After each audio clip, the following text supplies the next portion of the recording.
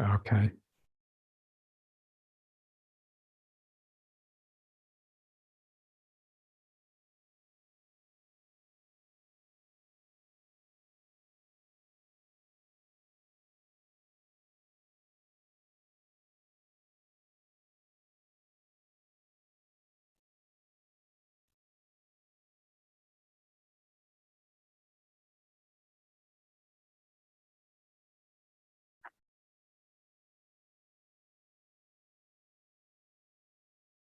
So as soon as we stand in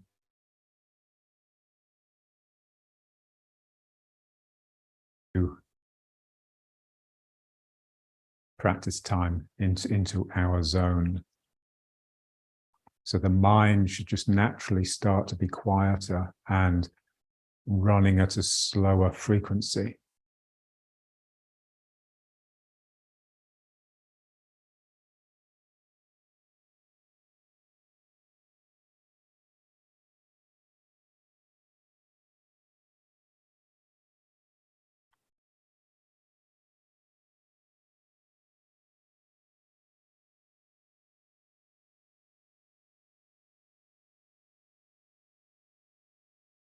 So the mind relaxes, and then it will naturally sink. So it takes quite a lot of energy to think to yourself. So when you do actually relax the mind and just let it slip into this slowness, it will just naturally sink, and you'll feel it either sinking to the dantian, the min meng, or just into these two thick muscles either side of the spine.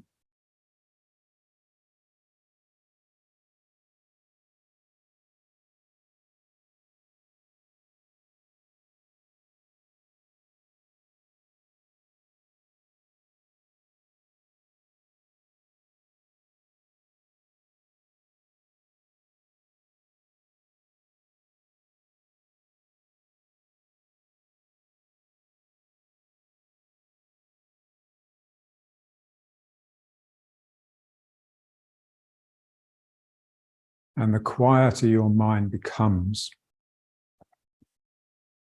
the thicker the air becomes. So the more you actually feel resistance to your movement.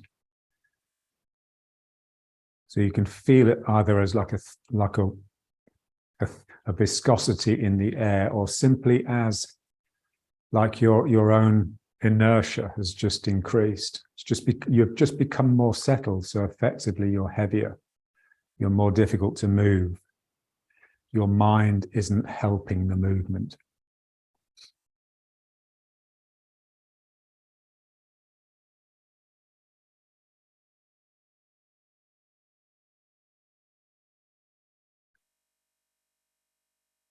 And just beginning to feel the two legs, the one that's compressing and filling, and the one that's expanding and emptying. So when we move slowly, we tend to be with the weight, with the filling leg. So we just want to really just feel that expansion. And the feeling of the expanding leg is just the opposite of the feeling of the other leg. So as I sink into this, it becomes heavy, it becomes concentrated, becomes a little bit dead and depressed. And then the other leg, as it expands, just as the opposite of that. So we just want these two minds that are just going in and out, the yin and the yang all the time. Yeah, so we need to have real separation of these two phases.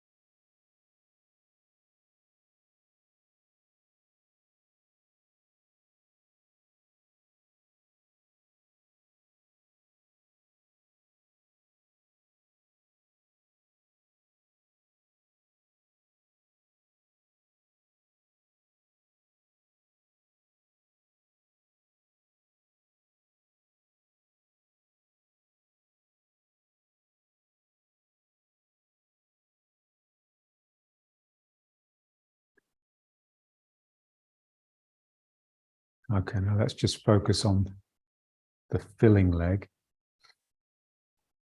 So I'm really just settling into this leg. And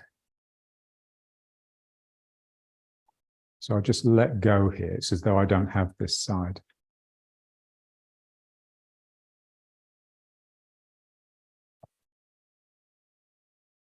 So as we settle into the full leg, you feel the lightness coming up around it. So rather than feeling the lightness here, we're feeling it rising up around our sinking. So you can't have one without the other. It's going to be somewhere.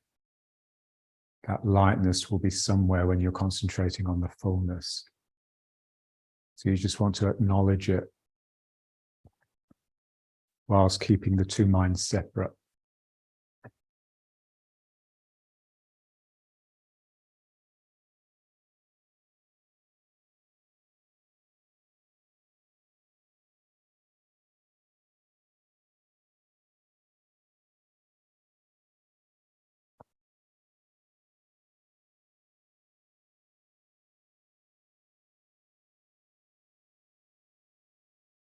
So this is what, what they call the mysterious principle. The fact that rising energy comes from the sinking. That you've always got this balance between the two.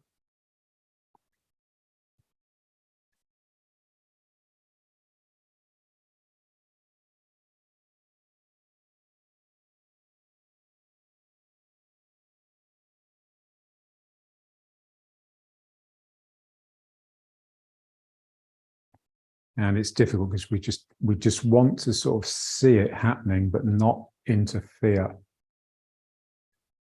Because if we try to manufacture it, it'll just be like a poor copy. So that's what the ego is very good at. The ego is very good at creating mediocre copies of natural processes. But of course, it's not real. It's just serving the ego. So we're wanting this to open up to serve the gradual diminishment of the ego.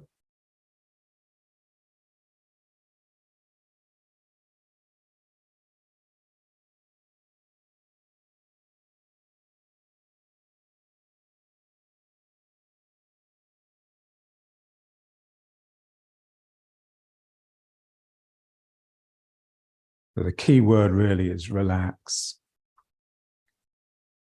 So, so when I look back at my Tai Chi career, it's just been this, you're relaxing, and then one day something happens and you just relax a bit more and you realize you weren't relaxing before, or you weren't relaxing as much as you are now.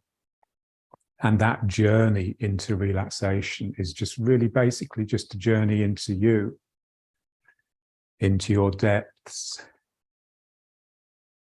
And it just means you leave the world behind. So,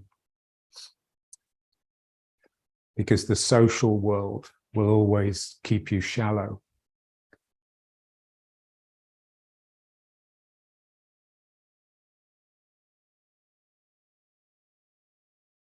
So society is basically just a collective ego, really.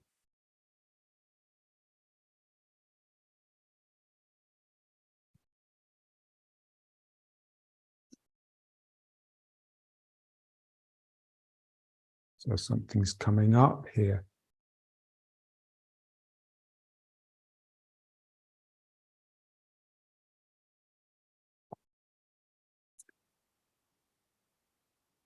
And it's just difficult. So it's a bit like, when you're meditating and you say, you decide to sort of just watch your breathing. And of course, as soon as you observe your breathing, the breathing changes. So it's really difficult to sort of just watch something without interfering with it.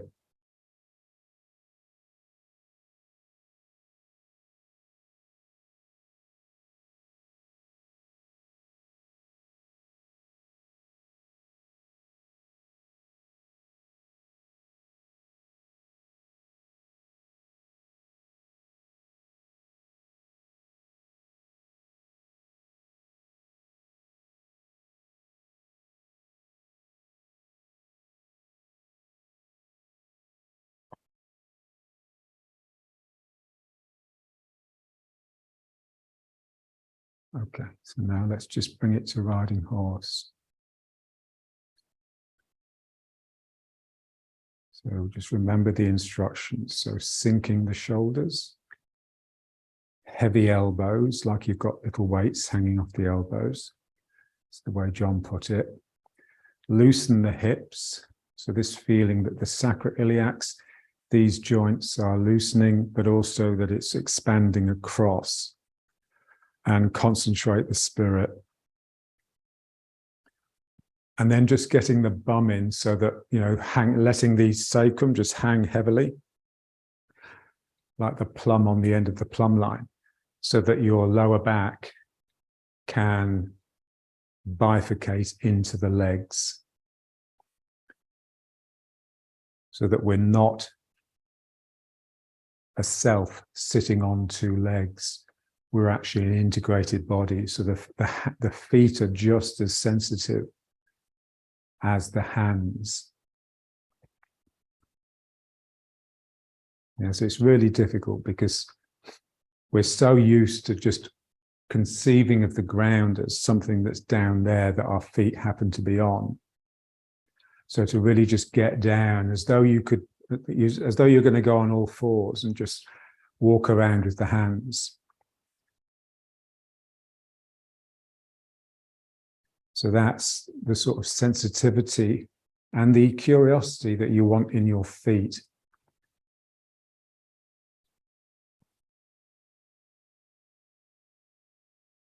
So that just really requires us to sink, yeah, in a really active way, rather than just pushing ourselves up imperiously.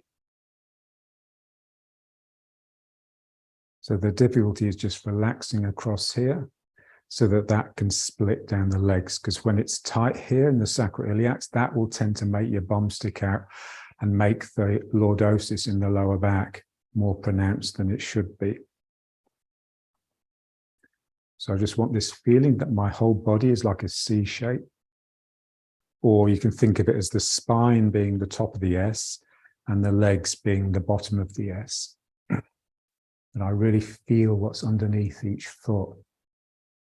And just feel how it requires this sort of, it requires you to sort of use one at a time.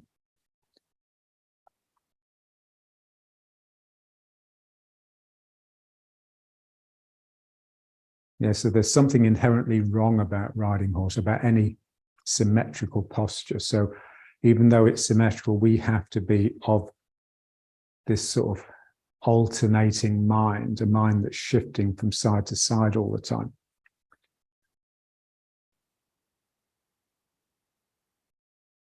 Yeah, and just a mind, you know, imagine if you're reaching out for something with your hand, yeah,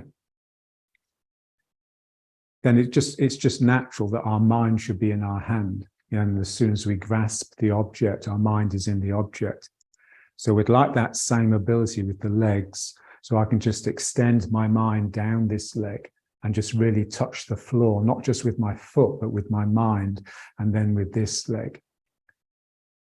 And it's just, if you're going to reach out for something, you'd be interested, yeah? You'd actually, oh, that's interesting. You'd have a little bit of like enthusiasm and eagerness. So we want that, develop that with the legs as well.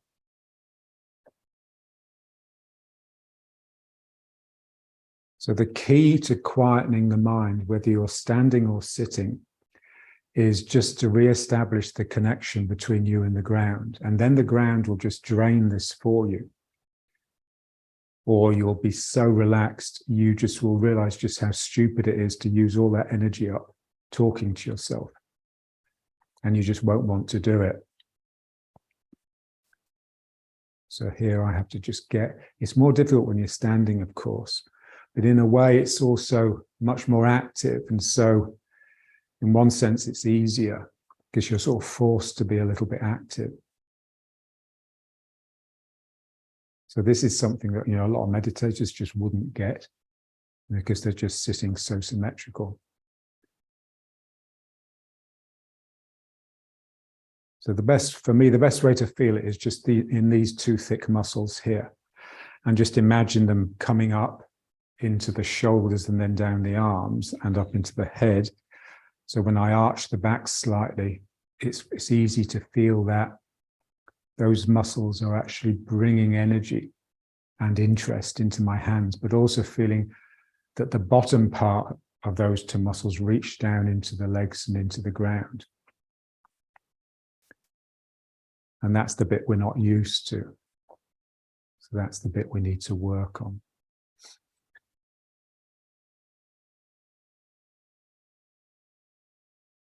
So we need to work on the things that are difficult. This is what they say the frontal brain does. It takes the difficult choice.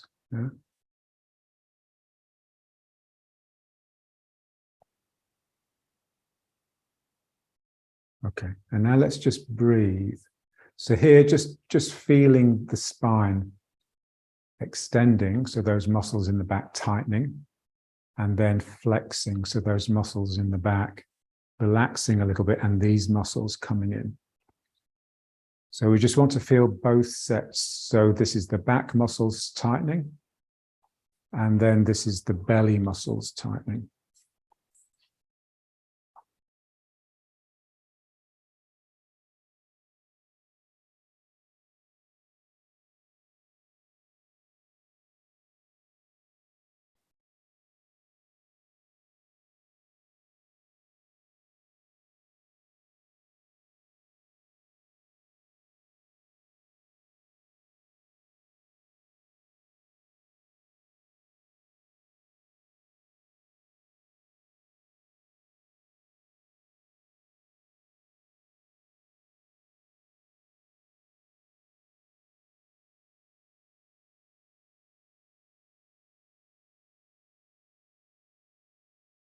So again, just imagine you're in the pool. So you want the breathing out phase, the coming back in phase, to be just as difficult as the other one. So you're having to use the belly muscles just as strongly as the back muscles. So the belly muscles just need a lot of work because we don't normally use them very much.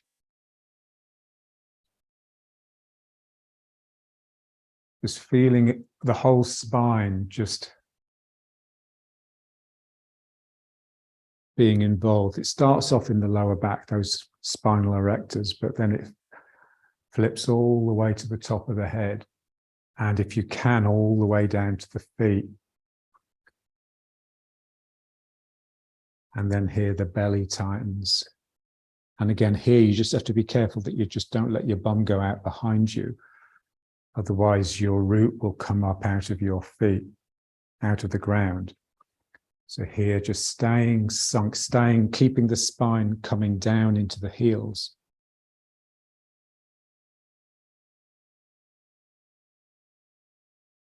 And once you relax into it, just trying to extend the breath a little bit. So just breathing in a little bit longer. So you don't want to force it.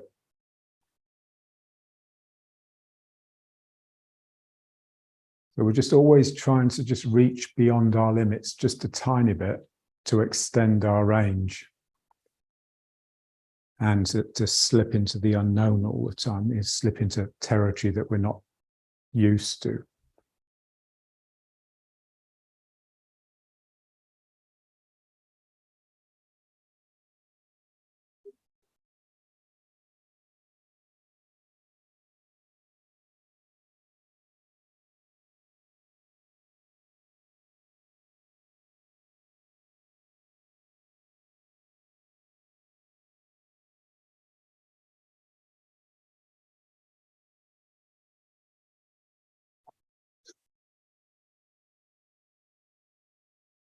And we're always looking for that moment of switching. So that moment when it switches and feels as though it's no longer you that's doing the exercise, like something else is doing it for you. Something is doing it to you. And again, you just can't make that happen. You just have to be quiet and relaxed enough to allow it.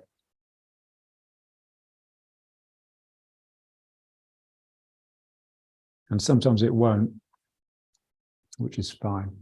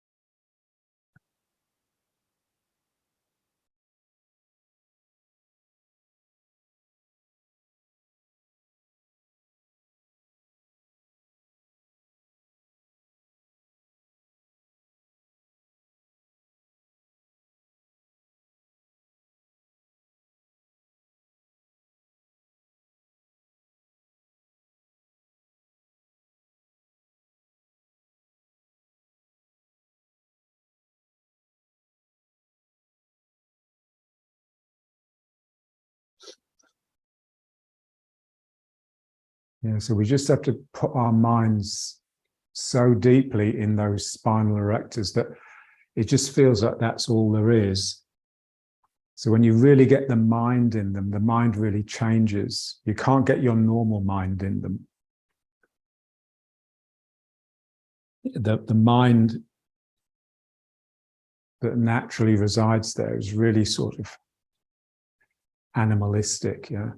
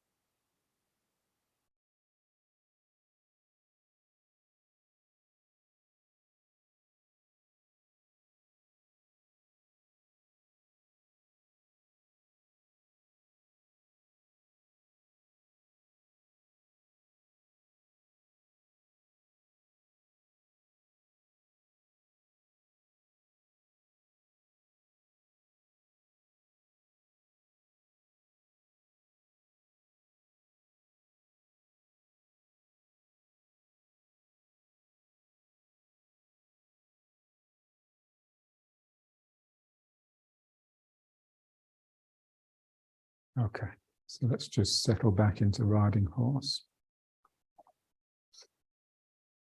And again, if you can, just sort of relaxing into these muscles. So these muscles just feel as though they're just becoming very dominant.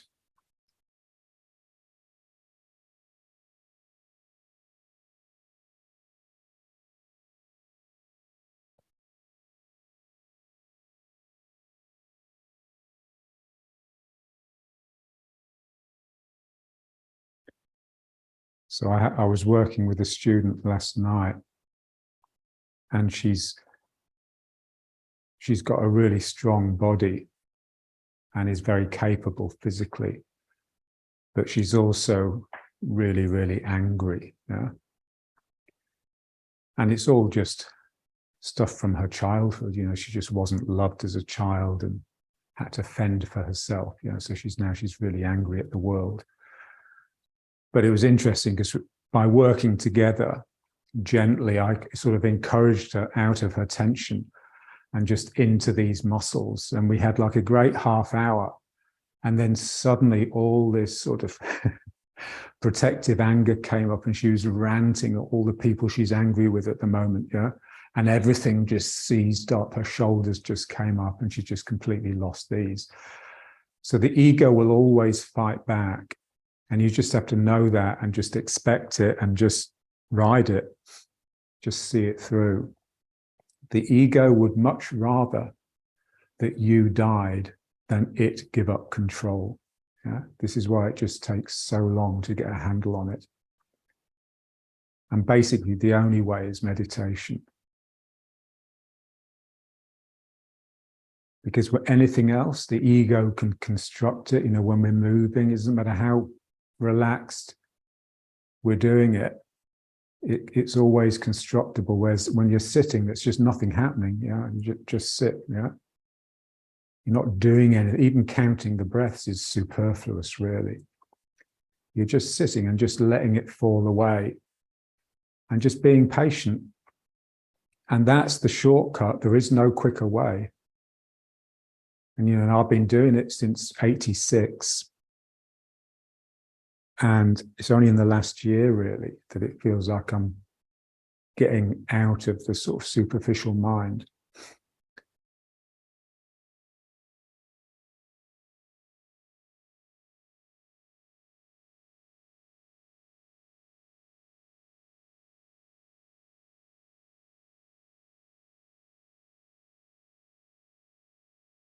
Yeah, so that student she epitomizes the mediocre student.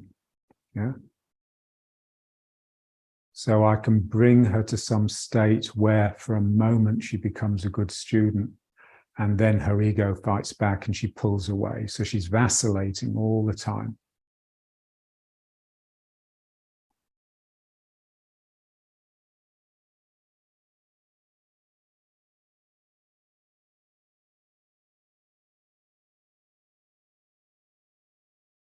So a mediocre student is just one that's sometimes good and sometimes bad, sometimes good, sometimes bad.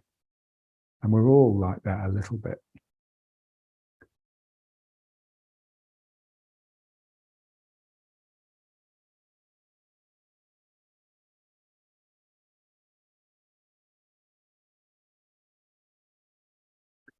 And basically, you know you're the good student when there's nothing else you want to do. You cannot abide to waste your time doing anything else, you know.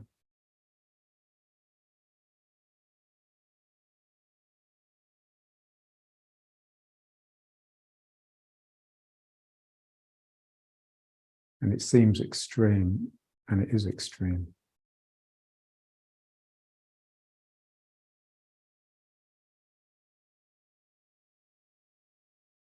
Okay, and now let's just try the turning. So this is how we sort of activate these muscles.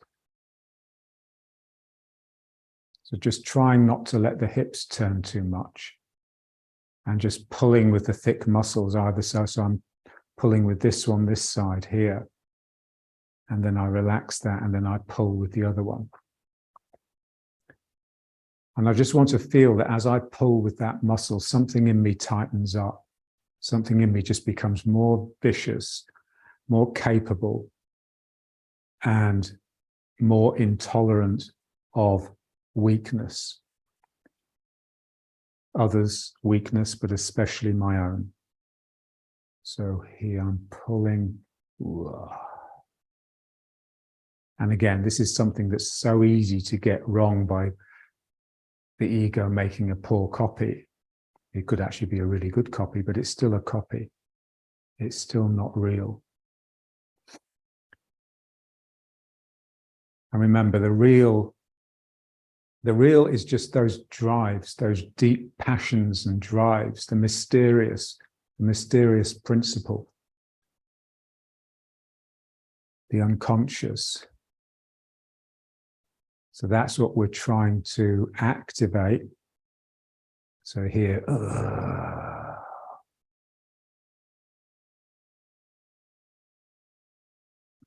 so when those muscles are active, you could kill. You could quite easily kill.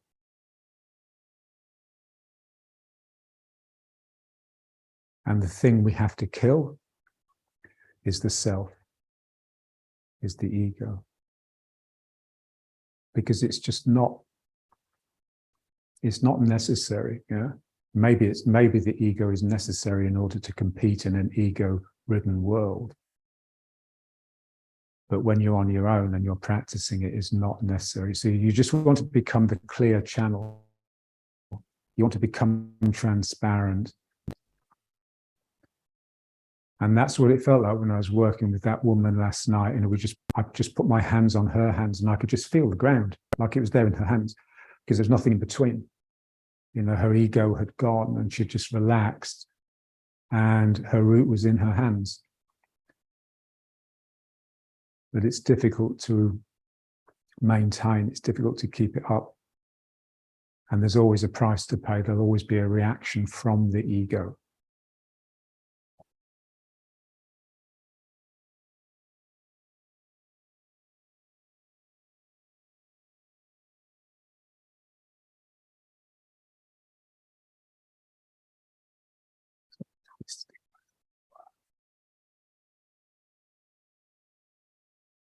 And you just have to be careful, because as you get into those muscles, we also want them to relax. You see, this is what's difficult. So we all know how to tense those muscles because we do it all the time. The ego requires these muscles to project it up and out the same way spirit is required. So we just want to relax into them. We want to inhabit them rather than simply use them. So that's where I live. I live in those muscles. And those muscles, eventually they just extend all the way down to the ground, then all the way up to the tips of the fingers and the top of the head. So that's basically all you become. You're all spine, but not just the bony spine, the muscular spine. And you do have to be careful, because as you relax them and start working them, they stress the spine differently, the bony spine. And you can find yourself pulling things and hurting yourself. So you have to be really on your guard for putting your back out, for not putting your back out. Ooh.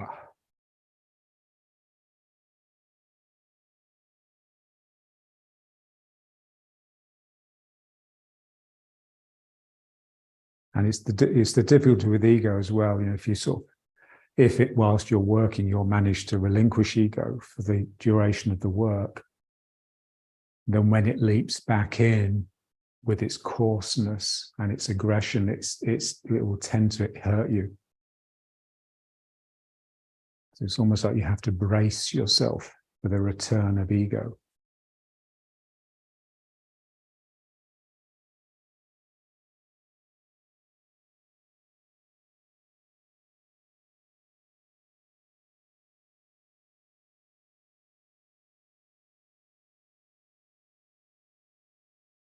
Okay, now exactly the same thing, but just with this exercise, yeah? So again, just feeling like you're in water. So you really have to work those muscles in the lower back, but now they're working from the ground. They've reached all the way down to the feet. So it doesn't matter so much getting them up now, because we're just dealing with the legs and the lower back.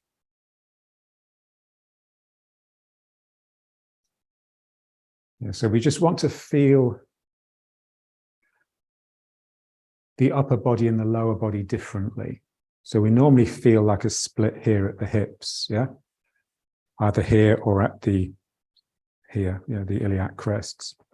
So what we'd like is to feel a lower body, which is the legs coming up into the lower back, and then feel an upper body, which is going down into the bottom of the lower back. So there's a definite overlap between the upper and the lower body, and that's what enables them to communicate.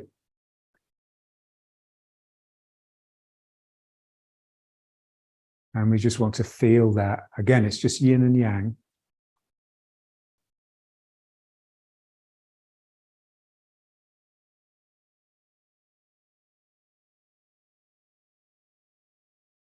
Yeah, so the lower body is all about rising energy, coming up into the upper body, and the upper body is about sinking energy, going down into the legs.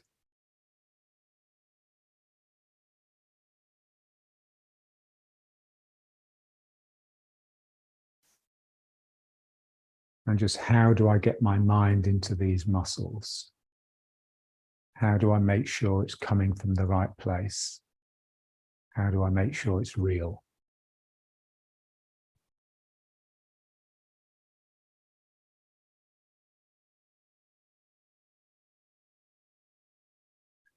Like that John Baldessari poem that I sent you. I want to eroticize time. Yeah? So this feeling that your passage through time is an erotic act, it's arousing the libido. So it doesn't just arouse it, it requires it. To pass through time properly, you have to be eroticized. The ego has to be gone and the libido has to be really throbbing.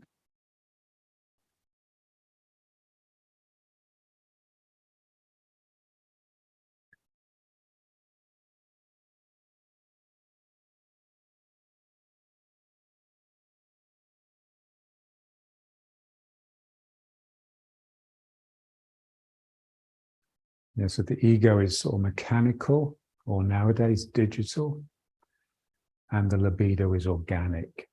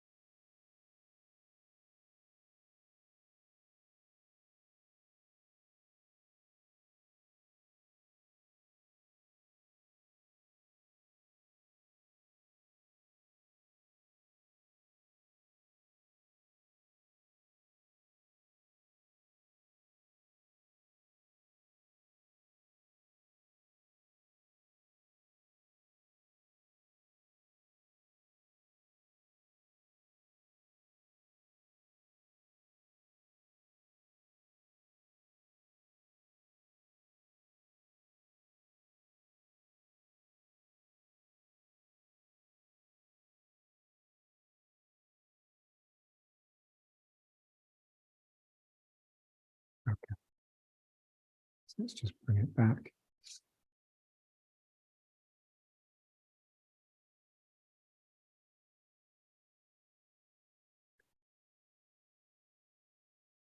You're just sinking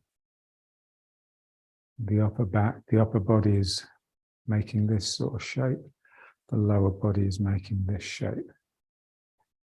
So your back is just sliding down the back of your legs. And you're really feeling the ground.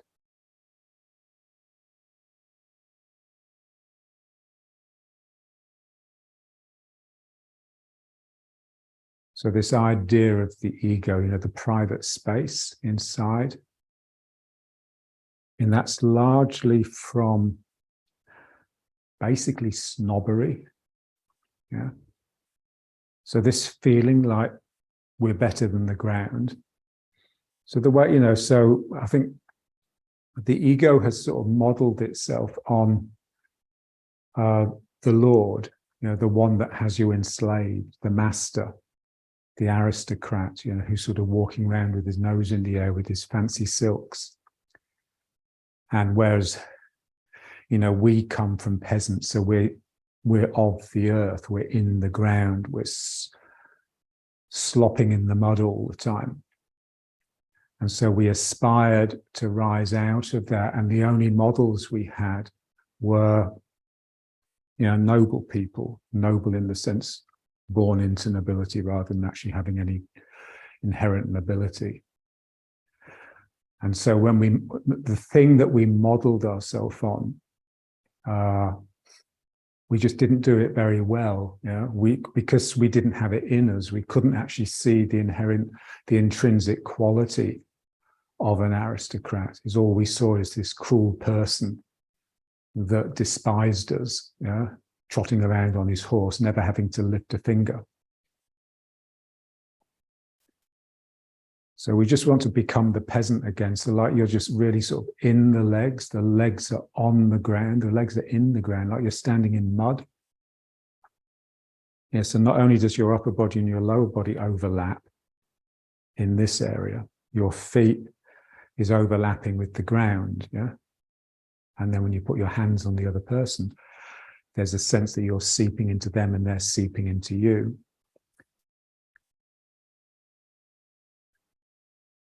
And just not seeing this as something that's beneath us. That's what makes it difficult. the fact that it's unsavory to our ego, not because we don't have the strength physically, we just don't have the sort of emotional strength to put up with something that we think we're better than.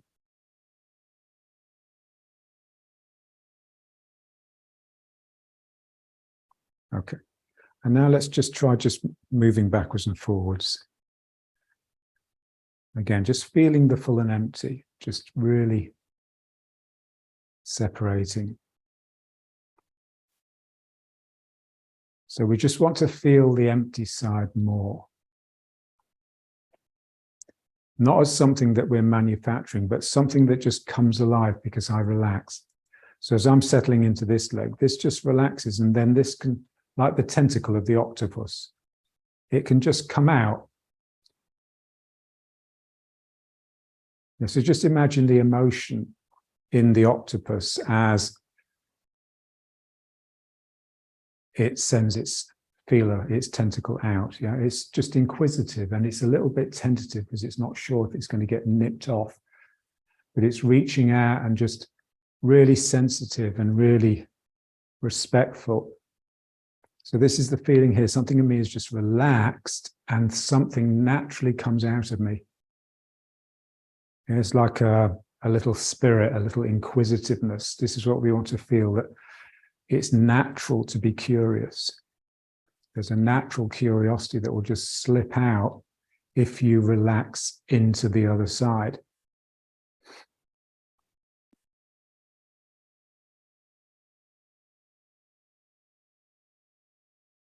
It's almost like just a wave of relaxation flows down the leg.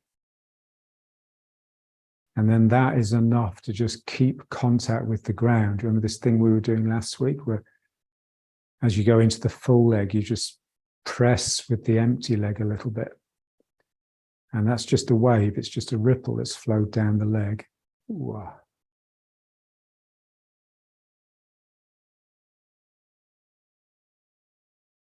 And then just getting the hands in. So the same thing is happening in the arm. Something is just rippling down this side of the body. But it can only do that because I'm filling the other side.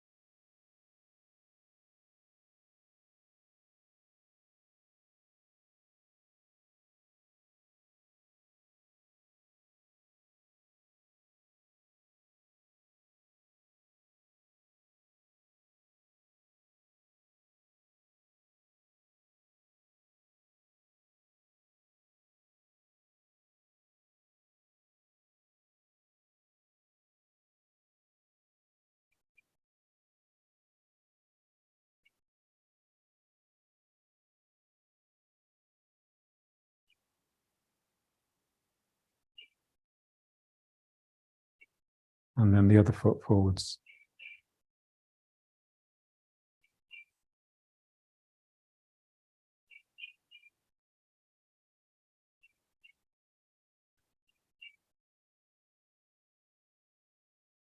And again, just feel it in these muscles in the back.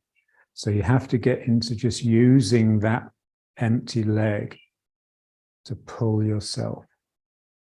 Just feel the connection from the foot through the muscle this side, and then just contract that muscle a little bit.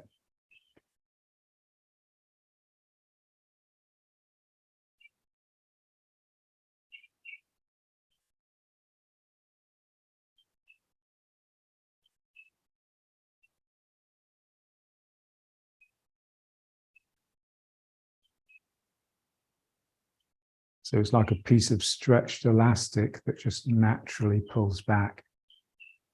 That's how we want to feel it.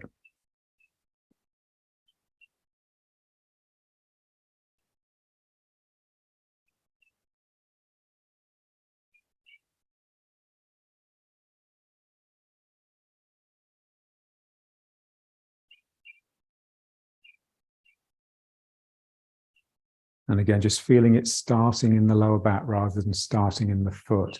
Feel the connection, and then just start tightening here.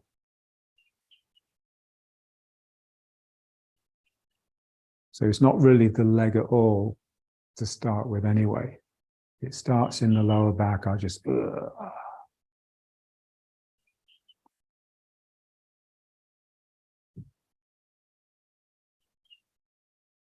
So you'll know when you get it because you'll just feel mean.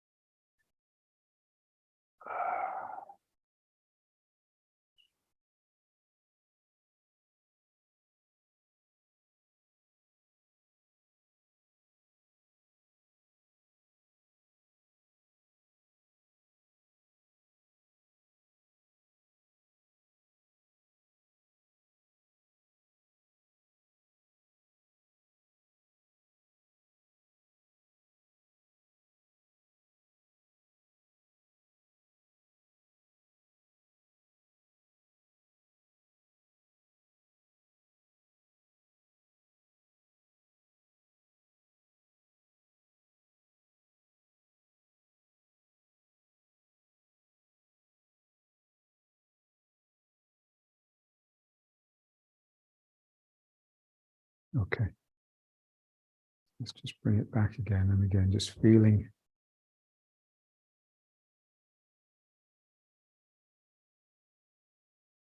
You should be feeling like your leg can just come up and just pull some of the ground up into your groin if you had your leg or weight on the other one. So in one sense you're on the ground, but in another sense you're scooping under it and funneling it up into your dantian.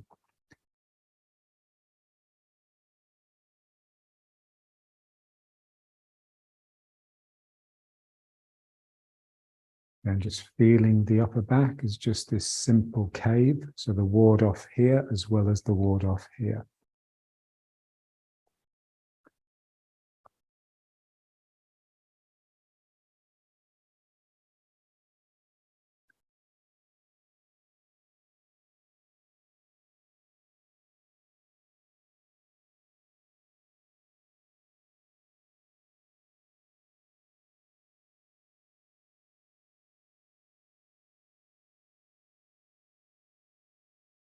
Okay.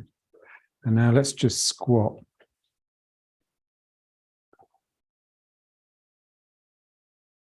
Yeah, so this is really just like going into the cave. Yeah, so the dantian here is the natural place to reside, partly because we're no longer the S shape. The bottom of the S, the legs are folded into the top of the body.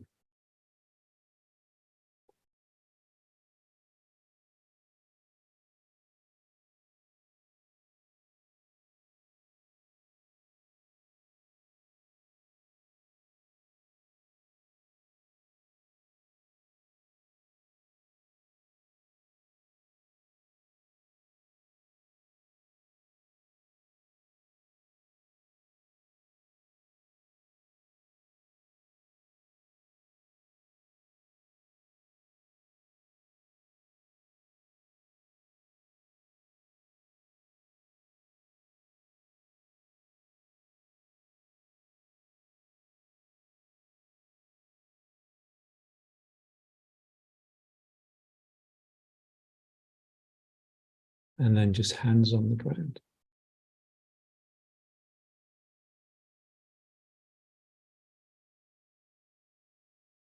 And just feel the ground just taking your tension, just draining you.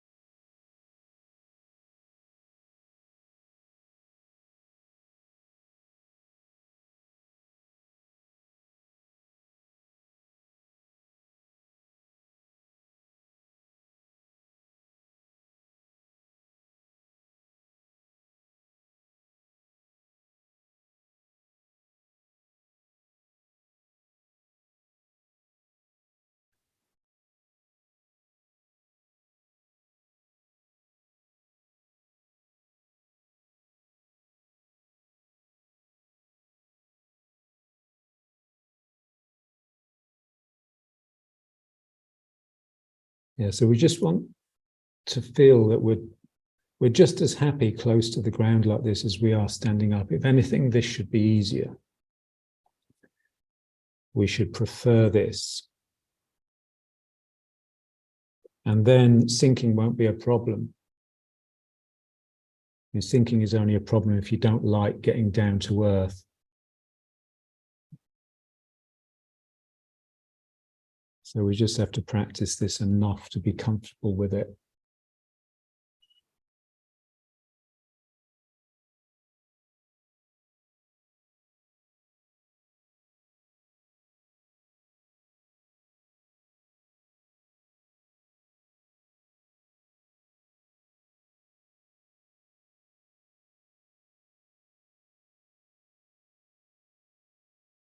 Okay, and now let's just come back up. And now just really feel like you're digging down with the legs. So those outside edges scooping the spoons of the legs. The feet are the spoons of the legs.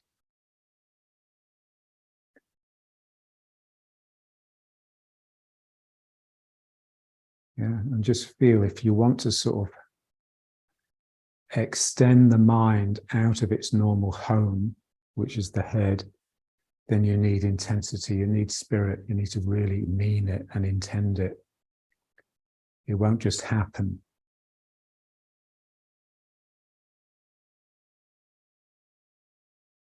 Yeah, so this is the problem nowadays. People just, they don't have good energy. They don't have spirit.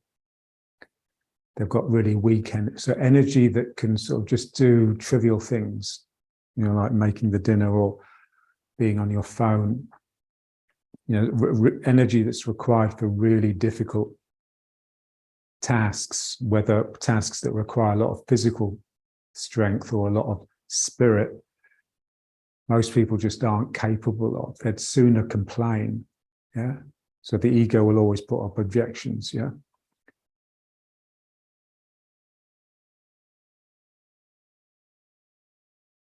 So a lot, we'd like to sort of just practice things that are difficult in order to train the spirit.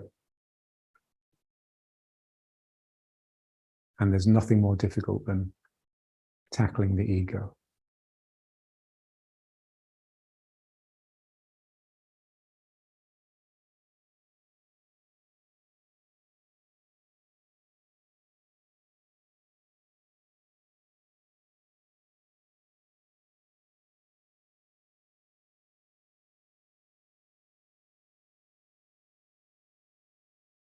They're talking nowadays about the globalization of the bourgeoisie, the globalization of ego. You know, so everyone wants now, yeah. Everyone feels entitled.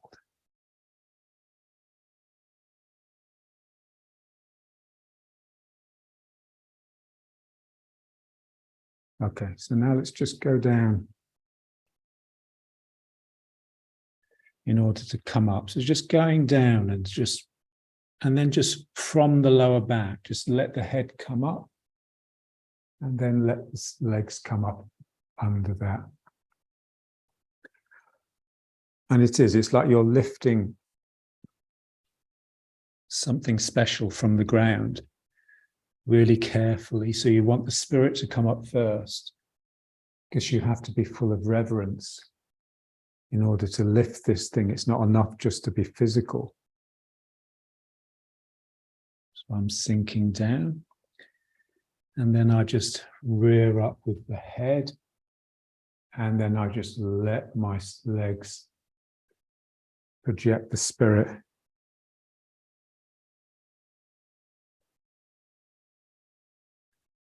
Just down as low as you can and then just from the back. Ooh.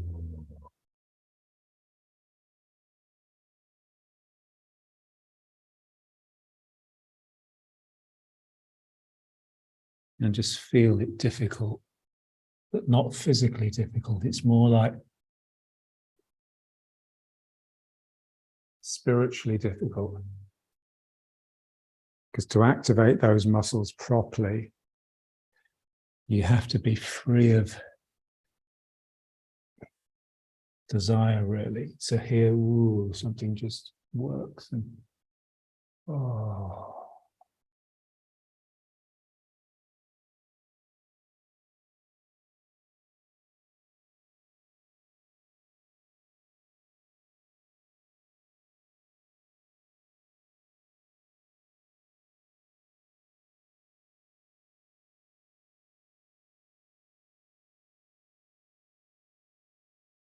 And then just one more.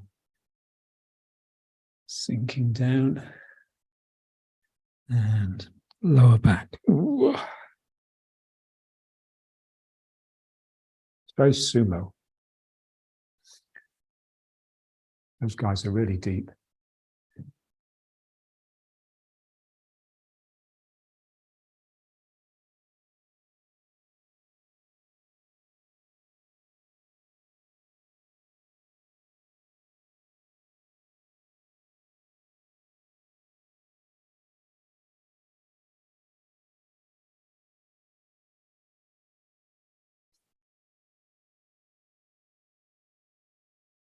So, you know, sumo is sort of saturated in ritual and spirituality, and it's like they're just, the whole tradition just tries its utmost to make sure that the spectators get an example of spirit at its purest, rather than just an example of brute force. Yeah.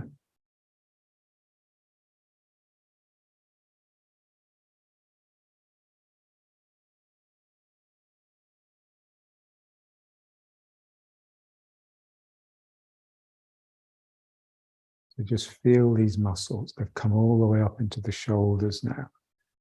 So when they're active, they're not necessarily tense. They're just sort of throbbing. Yeah. They just feel big and extensive. And again, just like two sort of slumbering pythons, they're just threatening to wake up at any minute. And then you just feel them twisting and throbbing next to each other. So when they're tightened like this, that's not something that you'd want to keep going for any length of time. Those muscles just burst, yeah. The spirit bursts out, and then everything else flows from that burst.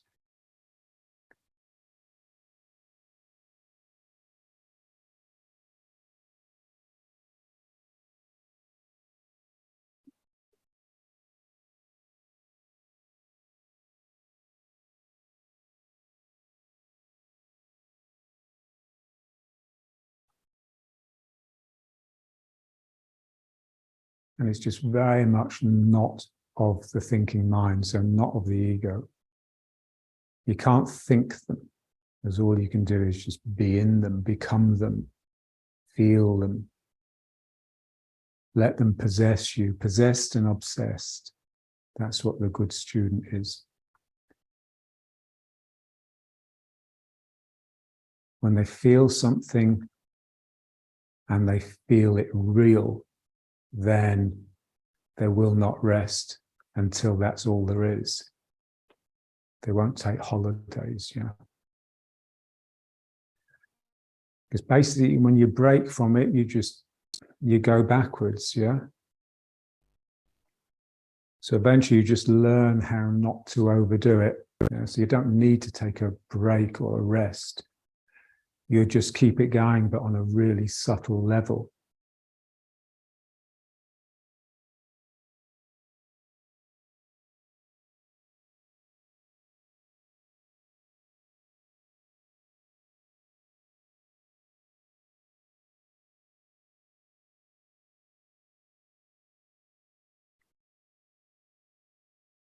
So there are no holidays from the real. Or you could say every day is a holiday, every day is a holy day. Every day is saturated in spirit. So like today here, today is a holy day. The second day of the year.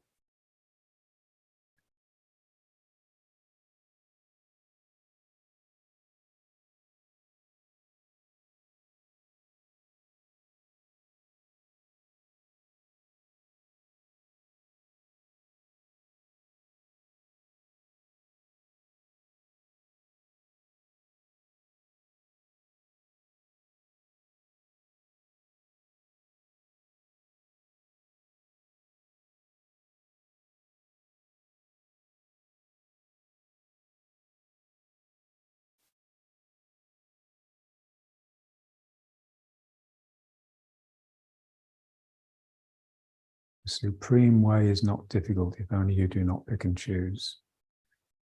Picking and choosing is the mind's disease. You are truly blessed to know you have no choice. So this is what the bourgeoisie demand. They demand freedom of choice, and it just cripples them.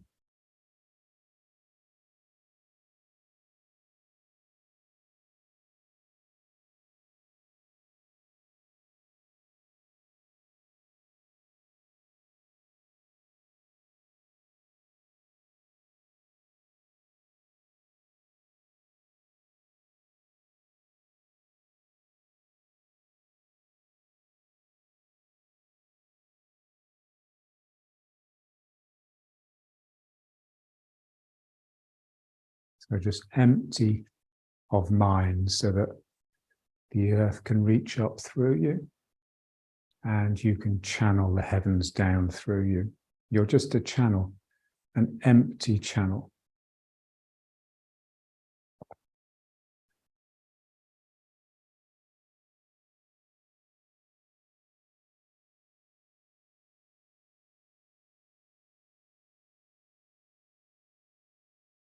So that's when the human being is at their best.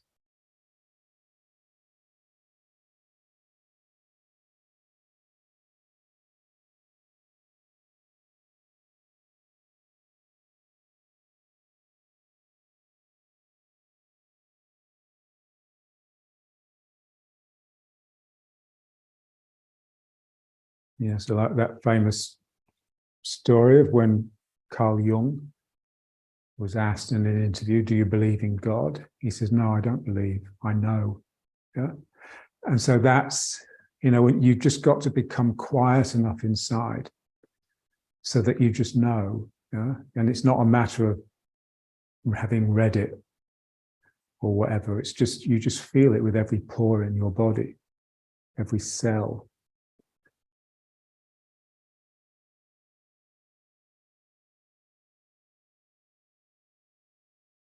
So that Coltrane quote, so gentle I barely feel you, yet you are my everything. Yeah. So just this,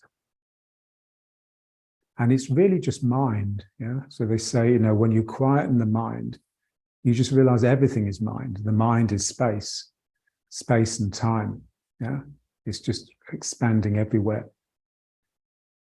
So what we normally take as mind is the contents of the mind, the shitty stuff we've put there. But when you take all that away, then it's just pure mind. And there's nothing more beautiful.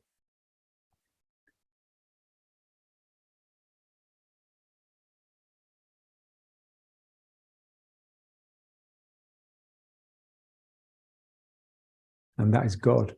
Yeah. Just the expanse of a really fine energy. And it's really weak. God is such a weak force, so easy to overlook and override. That's what the ego is very good at, obliterating God, pretending it's not there. But, God is persistent. So eventually, when the ego gets weaker, we get weaker and we start to sort of fall to pieces. God is still there, waiting for you to come home. So waiting for you to abandon that sense of self that splits you off from everything else. Okay, so now let's bring it up. So just feel that something in me just tightens up a little bit, and I just draw up into a narrower posture. So just really trying not to stick the bum out. Yeah. So this feeling, it's the front of your legs that's straightening whilst the back of the legs are still trying to bend.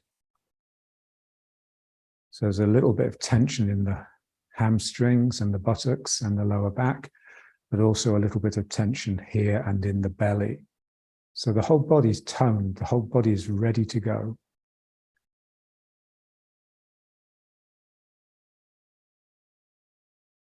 And yet inside, I'm just relaxed.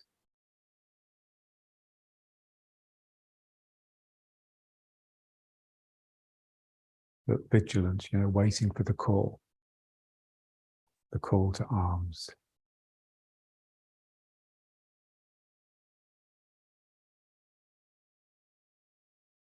So I'm at attention, not at ease. Yeah.